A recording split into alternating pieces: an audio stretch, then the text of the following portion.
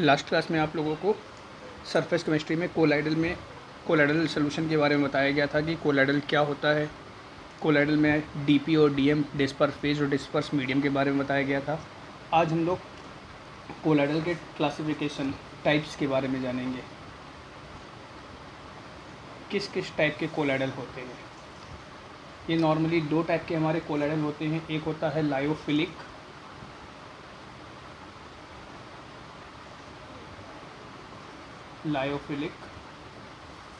और एक होता है lyophobic.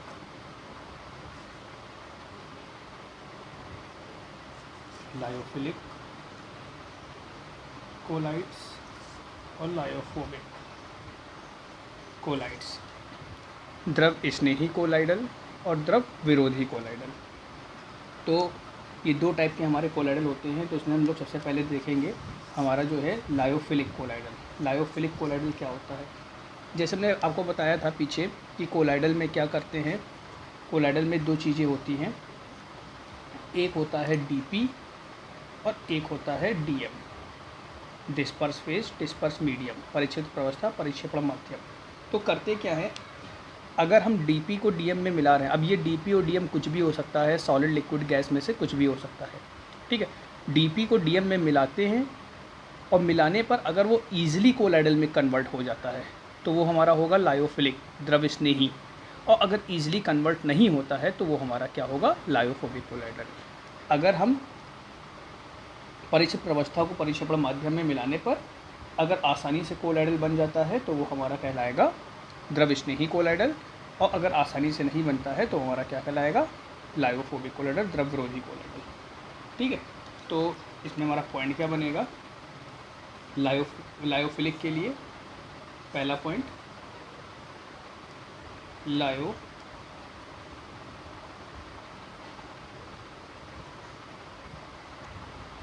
Lyophilic colloids are formed when DP, अब ये जो DP है, DP डिस्पर्स फेज परिक्षेपित प्रवस्था, एंड DM मतलब डिस्पर्स मीडियम परिक्षेपण माध्यम,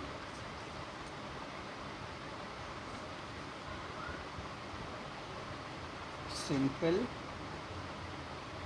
mixed to each other means जब डीपी को डीएम में मिलाया जाए और सिंपली मिक्स हो जाए तो हमारे वो कौन से हो जाएंगे, लायोफिलिक कोलाइडल। परिक्षेपित प्रवस्था को परिक्षेपण माध्यम में मिलाने पर वो आसानी से अगर मिल जाते हैं और कोलाइडल बनाते हैं तो वो हमारा क्या होगा, द्रव स्नेही colloidal. Second point, if DM is water, अगर DM हमारा वाटर है मीन्स परिक्षेपण माध्यम जो है वो हमारा जल है, देन लायोफिलिक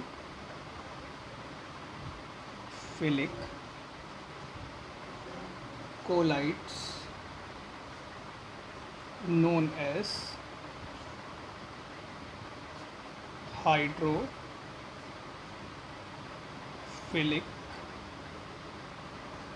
कोलाइड्स। मीन्स अगर हमारा जो कोलाइडल बना रहे उसमें हमारा जो डीएम जो है वो अगर हमारा वाटर है, जल है, तो वो लायोफिलिक कोलाइडल हमारे कौन से कहलाएंगे, हाइड्रोफिलिक, जल स्नेही कोलाइडल कहलाएंगे। तो थर्ड पॉइंट क्या होगा इसका, they are highly stable and not easily coagulate by adding electrolyte।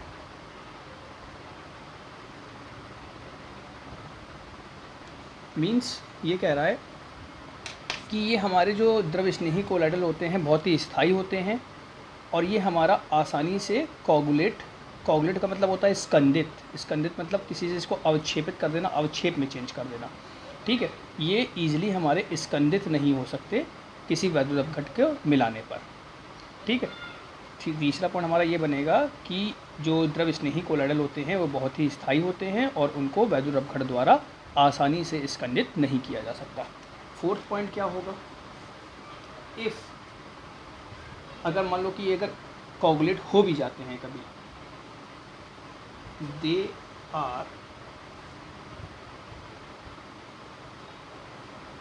Coagulate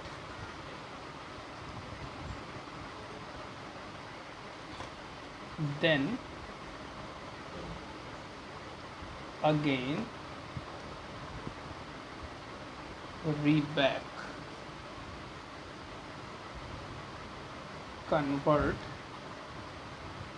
into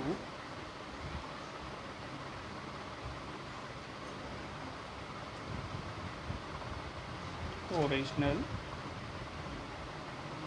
solution. Means अगर ये कभी कोगुलेट हो भी जाते हैं तो ये अपने आप को फिर से अपने ओरिजिनल सॉल्यूशन में कन्वर्ट कर लेते हैं। मतलब अगर ये कोगुलेट हुआ, स्कंदित हुआ, तो ये अपने आप को फिर से पहले वाले सॉल्यूशन में क्या कर लेगा, रिवर्स कर लेगा। तो इसीलिए इसको हम कह सकते हैं, जो हमारा लायोफिलिक कोलाइडल होते हैं इनको हम एक नाम और देते हैं, रिवर्सिबल कोलाइडल।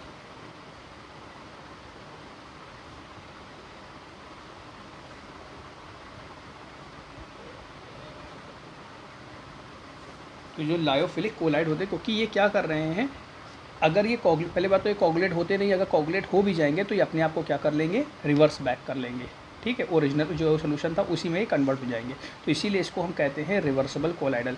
तो कभी रिवर्सिबल कोलाइडल की बात करें, ठीक है, तो इसे हम कहेंगे उत्क्रमणीय या परावर्ती कोलाइडल, ठीक है, की बात करें तो हमारा लायोफिलिक कोलाइडल ही हमारा पूछ रहा है।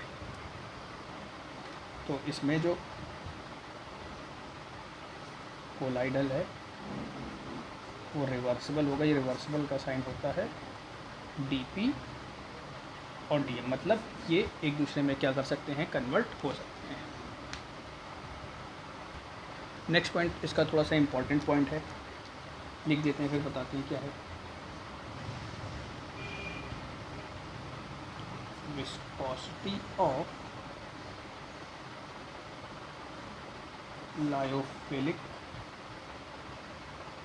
Collide is greater than dm, whereas surface tension is lower than dm। तो पॉइंट ये कह रहा है कि जैसे हमारे जो लायोफिलिक कोलाइडल होते हैं वो हमारा स्टार्च हो गया, जिलेटिन हो गया, रबर हो गए, प्रोटीन हो गए, ग्लाइकोजन हो गए, ये सब होते हैं। तो इनकी जो विस्कासिता होती है, इनकी विस्कासिता ज़्यादा होती है परिक्षेपण माध्यम से। तो जब विस्कासिता ज़्यादा होती है जिसके कारण इनका जो पृष्ठ तनाव होता है वो परिक्षेपण माध्यम से क्या होता है, कम हो जाता है। यही पॉइंट लिखा हुआ है, viscosity of lyophilic colloidal is greater than DM whereas surface tension is lower than DM.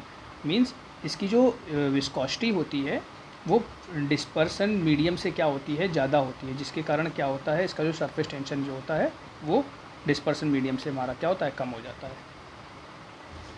इसके एग्जाम्पल्स कौन कौन से हो जाएंगे, एग्जाम्पल्स में आ जाएगा इसमें हमारा ग्लू, जिलेटिन, प्रोटीन,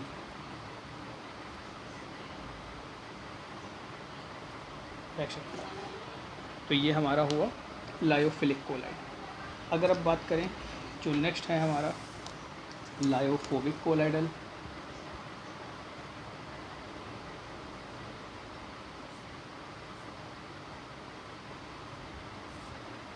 तो लायोफोबिक कोलाइडल क्या होगा, जब डीपी को डीएम में मिलाएंगे तो हमारा ईजिली मिक्स नहीं होगा और कोलाइडल नहीं बनेगा। ठीक है, मतलब जब डीपी को डीएम में मिला, परिचित प्रवस्था को परिक्षेपण माध्यम में मिलाते हैं और इजीली कोलाइडल नहीं बनता है, तो उसको हम क्या कहते हैं, द्रव विरोधी कोलाइडल। तो इसमें पहला पॉइंट क्या बनेगा, they are unstable and may be easily coagulate। अब ये टर्म आगे भी आएगा, कोगुलेशन इसके अंदर, ठीक है। तो ये क्या होते हैं, अनस्टेबल होते हैं, और ये ईजिली हमारे क्या में कोगुलेट हो जाएंगे। Next point, if they are coagulate then they do not reback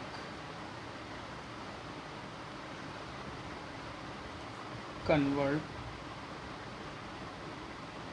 into original solution। Means अगर ये हमारे एक बार कोगुलेट हो गए हैं, स्कंदित हो गए हैं, तो ये फिर से अपने ओरिजिनल सोल्यूशन में चेंज नहीं हो सकते। तो इसको हम क्या कहेंगे, इसको हम यूज़ करेंगे, इसका जैसे इसका नाम ने दिया था रिवर्सिबल, ठीक है, तो ये हमारे क्या हो जाएंगे, irreversible, also known as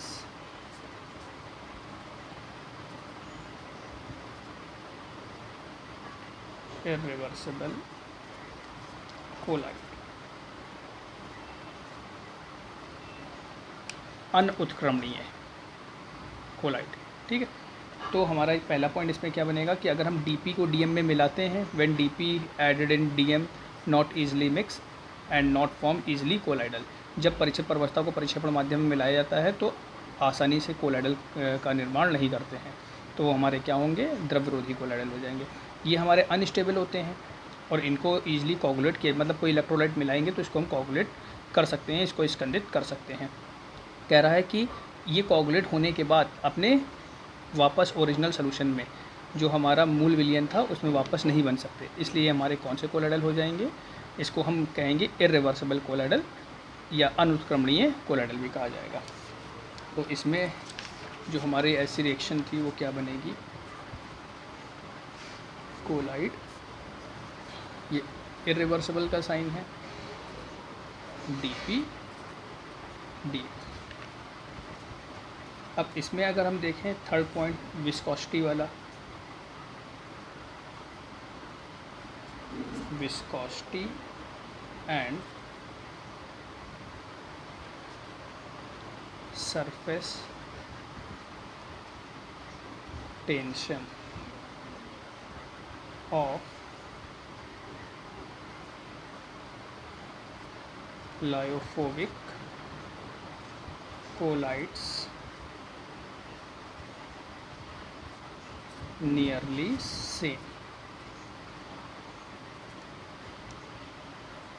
S DM, मतलब इनकी जो विस्कासता और पृष्ठ तनाव होता है वो क्या होता है, जो परिक्षेपण माध्यम होता है उसके लगभग समान होता है। तो ये जितने भी हमने पॉइंट बनाए हैं आप इसके साथ कंपेयर कर सकते हैं, यही इसके डिफरेंस भी हो जाएंगे। अगर कोई डिफरेंस पूछता है तो यही हम इसके डिफरेंस बना के भी लिख सकते हैं, ठीक है।